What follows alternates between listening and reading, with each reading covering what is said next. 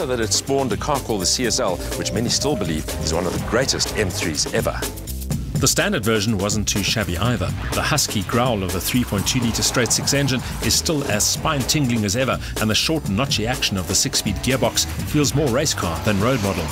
The 252 kilowatts and 365 newton-meters on tap are enough to slingshot you from corner to corner and to allow snappy acceleration.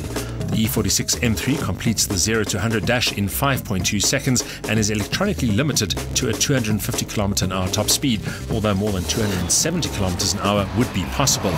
Today, the E46 M3 still feels as fresh, as cut and thrust exciting as when it made its first appearance a decade ago. Like the E30, the precision, the tautness, the sheer shove of this car makes it utterly involving.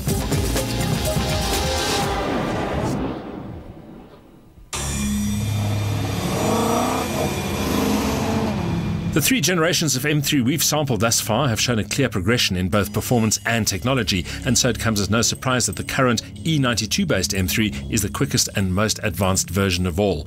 It's also the first to get a high-revving V8. Its harsh, almost guttural battle cry adds a new dimension to the M3 driving experience. At 4 litres, it's a big motor, but it spins effortlessly to the 8,400 RPM limiter.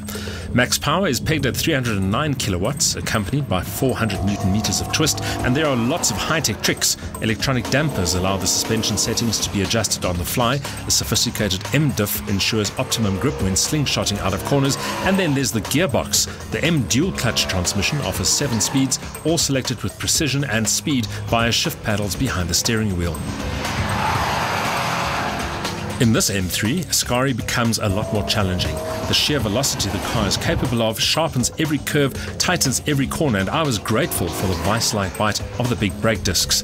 This is pure M pleasure in its most concentrated form.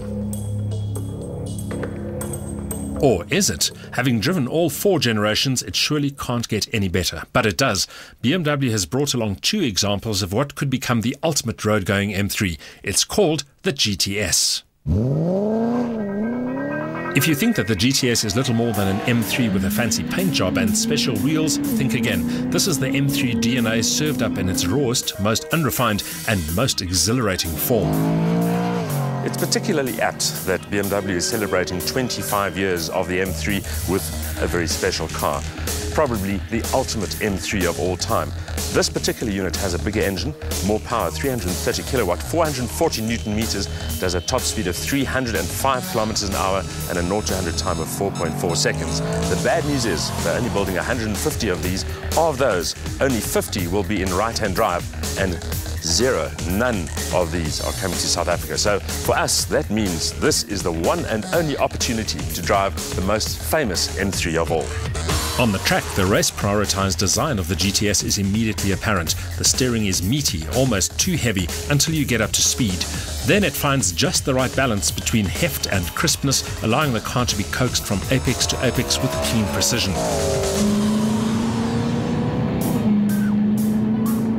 Throttle response is switch-like and acceleration instantaneous. There's a lot more grip from the 255/35 gumballs front and rear, while the stiffer suspension keeps the rubber planted to the tarmac more effectively. Body roll is completely absent, and lateral G-forces almost rival aerobatic standards. Compared to the normal M3, the GTS seems brutal and unpolished. The big wheels are finished in a bruised black, and a large adjustable wing has been bolted to the boot lid to provide vital downforce and tame the potentially errant rear.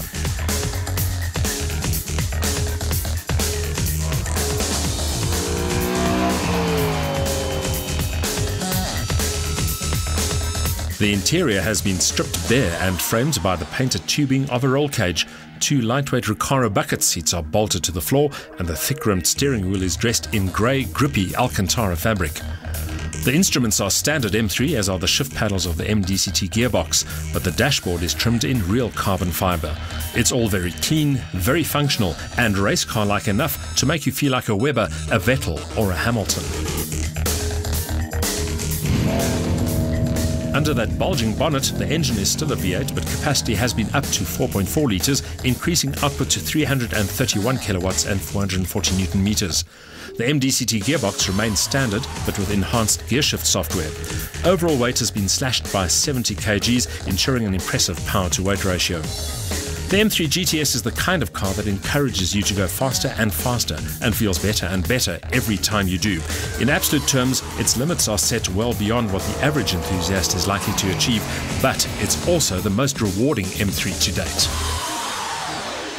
BMW reckons it's dominated the supersport production car sector that it created for the last 25 years. And while Audi and Mercedes-Benz might beg to differ, certainly in terms of the latter part of the history, there's no doubt that BMW does know how to throw a party.